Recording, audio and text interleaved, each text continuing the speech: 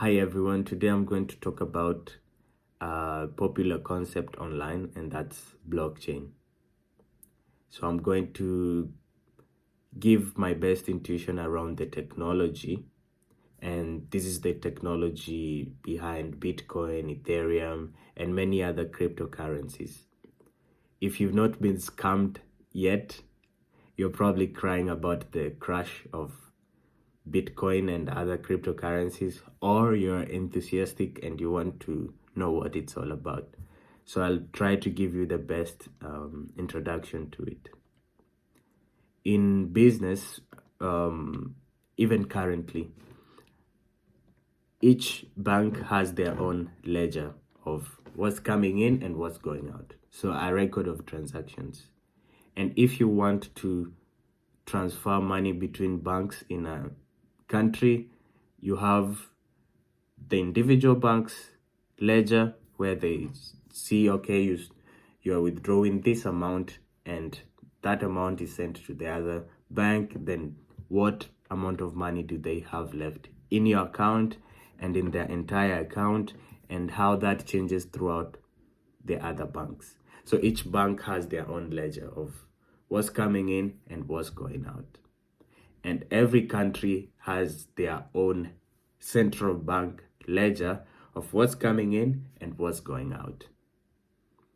And at the top level of the world, I don't know where yet, where all these international transactions happen, there is also a ledger that has records of what's coming in and what's going out, how much each country has in their account at this particular point in time.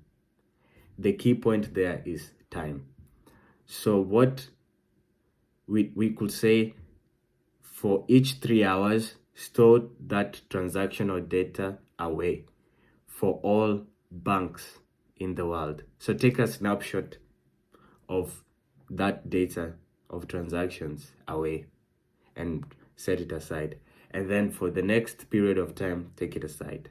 So you're storing blocks of data, which are essentially blocks of transactional data in a period of time.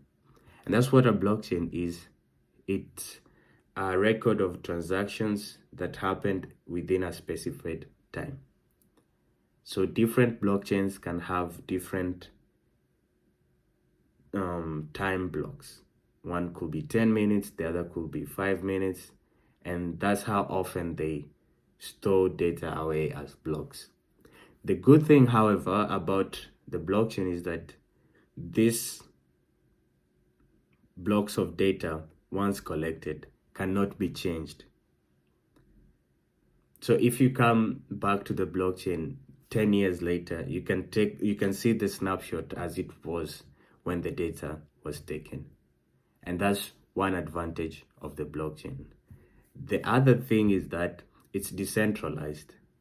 So you don't need a central authority to hold the transactions of all the banks in that country, or a central authority in the world to hold all the information about the state in accounts all over so that transactions can happen.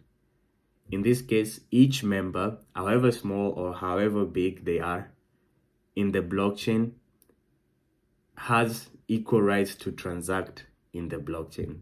Of course, there are blockchains that vary from that, but this is the central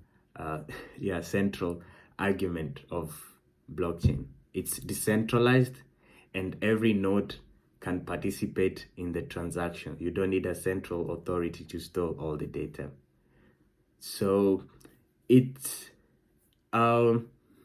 very revolutionary technology, but I think it's a good thing, especially for developing countries where corruption is a big thing.